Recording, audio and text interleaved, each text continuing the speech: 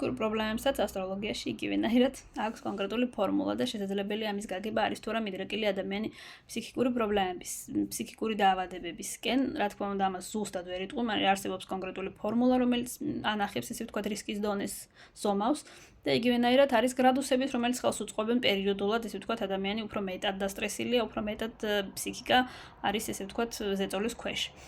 გამოარჩევენ ასტროლოგები სამი სახის ფსიქიკურ პრობლემებს. ეს არის მესამე სახლის პრობლემა, მეოთხე სახლის და მე-12 სახლის პრობლემები.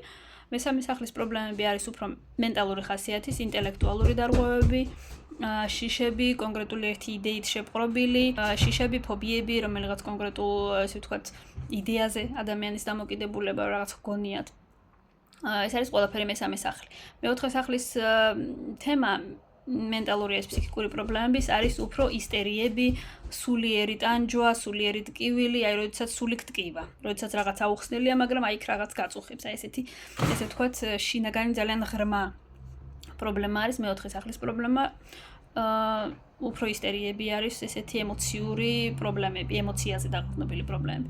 და მე-12 სახლის პრობლემები სულიერი არის უკვე, როდესაც ადამიანი, როდესაც პრაქტიკულად აქ არ არის, როდესაც მოწყვეტილი არის რეალობას, როდესაც აქვს ილუზიები, რაღაც კონკრეტული ხილვები, აი რაღაც ფსიქიკური მსგავსი პრობლემები, რომლებიც ადამიანს მაქსიმალურად აშორებს ამ რეალობას. აი ესეთი სახის პრობლემები არის მე-12 სახლის პრობლემა, აი შიზოფრენია და მსგავსი რაღაცები, ეს არის მე-12 სახლის პრობლემა.